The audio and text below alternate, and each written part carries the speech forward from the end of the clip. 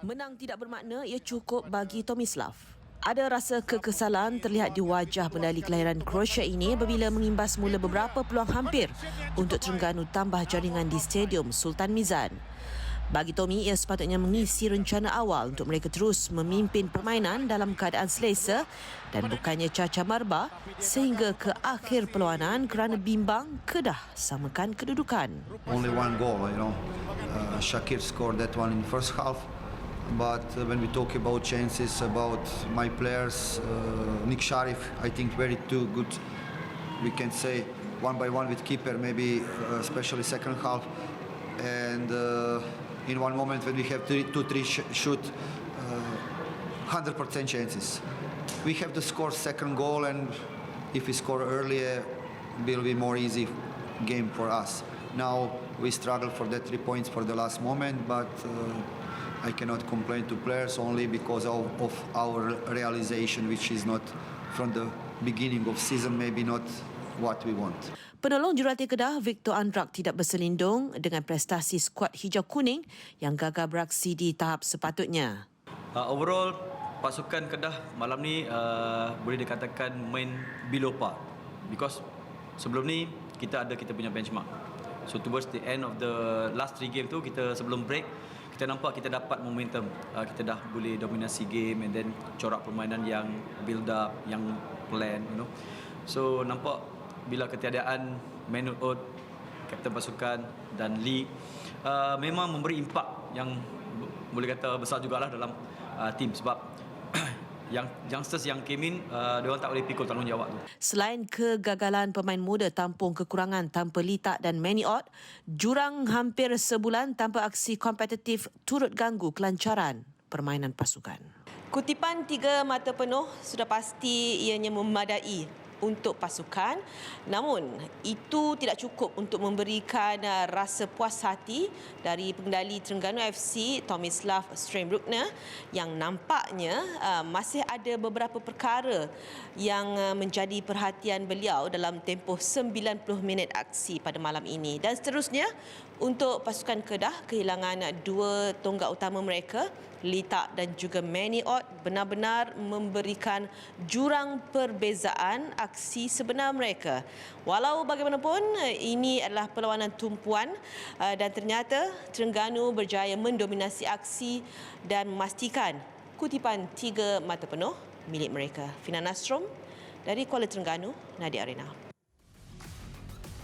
Sementara itu, kemenangan Selangor pula menyaksikan mereka semakin menjarakkan kedudukan dengan Seri Pahang, tetapi untuk mengejar JDT tampak semakin sukar. Selepas 15 perlawanan, Harimau Selatan menghimpun 45 mata maksimum dengan 60 gol dihasilkan hanya dalam 15 perlawanan. Wow, hebat sekali.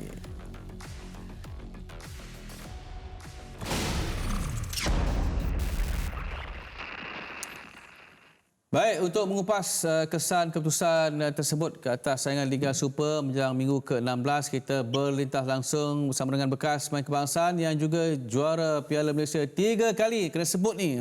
Bersama Selangor, iaitu Asmawi Bakiri. Assalamualaikum, Mawi, apa khabar? Ya, Waalaikumsalam, apa khabar? Right, cantik-cantik, sihat nampaknya.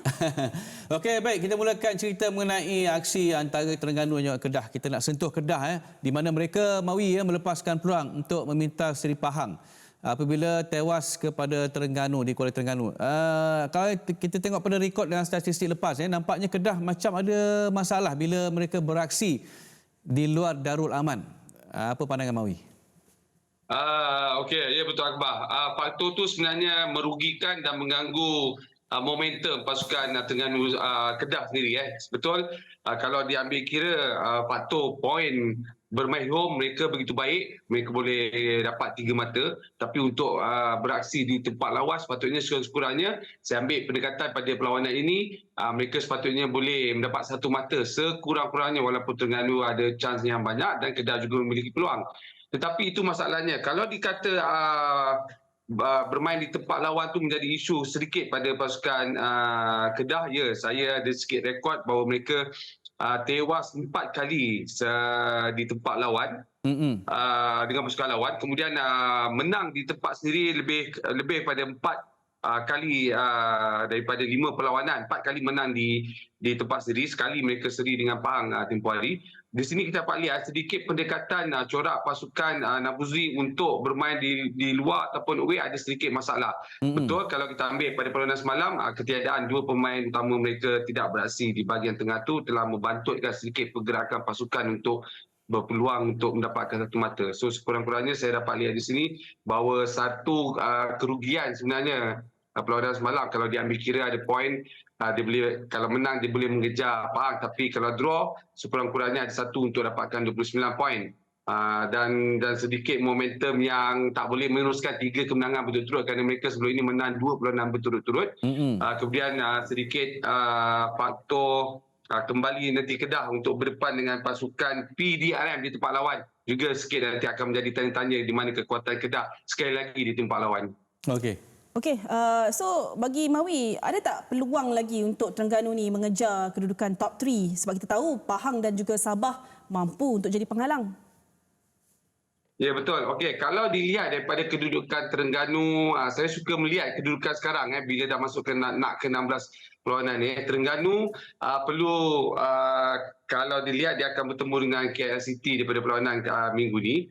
Tetapi pada yang masa yang sama, kedudukan ini tanggal 6 ke 7 akan menjadi perebutan kerana 23 poin Terengganu dengan Kuala Lumpur. Kemudian 2 pasukan ini dikejar oleh pasukan di bawah, PDRM 22 poin. So dekat sini sebenarnya peluang untuk pasukan Terengganu pada saya memang sedikit, memang menghadapi sedikit lagi tekanan walaupun mereka menang pada perlawanan ini.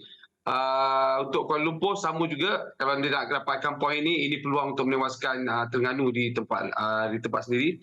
Jadi untuk melihat balik apa yang Terengganu ada, saya jangkakan dengan kehadiran pemain muda yang Tommy lakukan campuran dengan pemain pengalaman, sedikit sebanyak kebangkitan semula untuk Terengganu mengekalkan corak permainan kemenangan ini dibawa pada pertemuan dengan Kuala Lumpur nanti. Okey, baik Mawi, ini cerita tentang Gergasi Merah Selangor catat kemenangan ke-11 selepas mereka menewaskan Kuching City dengan kini 4 kemenangan diraih dalam 5 perlawanan terakhir. Wah, ini bagus ni, dan 39 gol terhasil, iaitu kedua terbanyak selepas JDT. Jadi bagaimana Mawi mentafsirkan pencapaian Gergasi Merah setakat 15 perlawanan? Okey, kalau nak mentafsirkan Akbar ketika ini dalam keadaan baik dan konsisten, kerana kita lihat daripada pertengahan sedikit awal pusingan pertama nak masuk kedua ni berada dalam 2-3 ranking dalam liga cukup baik. Walaupun ketika ini kita dapat lihat, kalau tengok sekali lagi standing dengan poin, sekali lagi game perlawanan minggu ni menarik, iaitu Pahang bertemu pasukan Selangor untuk menentukan balik kedudukan standing 1-2 itu akan berlaku. Kerana kalau kita lihat demand pada perlawanan minggu ni akan lebih tertarik kepada Pahang kerana dia perlu kemenangan untuk mengejar Selangor. Kalau dia menang 3 poin, dia ada 34 poin untuk menyekat Selangor di tangga kedua. So betul, cuma membezakan ketika ini Selangor di tahap mood attacking yang baik, 39 gol berbanding 16 bolos yang mereka ada. Saya rasakan ini kekuatan pasukan Selangor sendiri yang ada di bahagian attacking, konsisten pemain yang menjadikan gol. Tapi pada masa sama, boleh bolos, itu menjadi isu. Kita dapat lihat game yang berlaku malam tadi, leading 2-0, ada bolos 1 gol. So dekat sini pada saya masih lagi relevan Selangor dalam kedudukan terbaik, tetapi bermain dengan corak yang lebih tersusun sedikit, terutama menyusun balik semula di bahagian pertahanan mereka yang sentiasa akan dibolosi setiap perlawanan.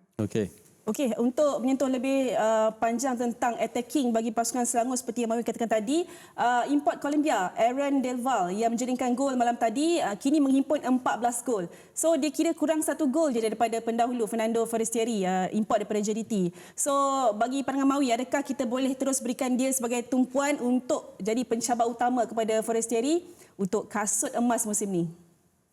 Ya, sebenarnya itu harapan pasukan Selangor sendiri tu. Pasukan Selangor mengharapkan dia nak mengejar kedudukan 1 dengan pemain yang penjaring terbanyak dan kedudukan di atas. Joe memang agak sukar, tetapi sekurang-kurangnya hantarlah satu wakil, iaitu memberikan sedikit tekanan kepada JDT untuk mengejar kasut emas. Ya, betul.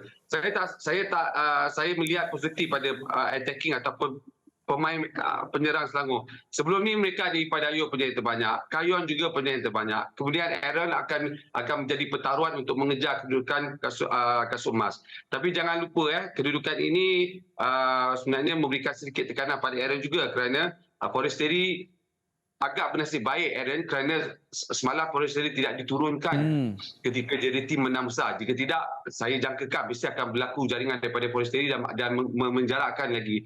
Tapi ini peluang Aaron untuk melakukan lagi pada posisi yang kedua dan mendapatkan lagi bantuan daripada rakan-rakan, iaitu yang lebih penting. Pada masa yang sama, kita lihat kedudukan ini agak menarik sikit perkejaran daripada segi penjaring gol ni kerana sekarang ni JDT dah hantar Bergson, Diego, Arif Aiman untuk mengejar kedudukan itu. Selangor ada bantuan daripada Faizal Halim yang ada 7-8 gol. So saya rasa dekat sini menarik. So untuk peluang Aaron sekali lagi memiliki ataupun mengejar kasut emas masih lagi terbuka dengan Forestieri, tetapi kebergantungan kepada pemain ini individu untuk menjadikan gol, saya rasa diperlukan bantuan rakan pasukan terlebih dahulu. Betul, saya setuju.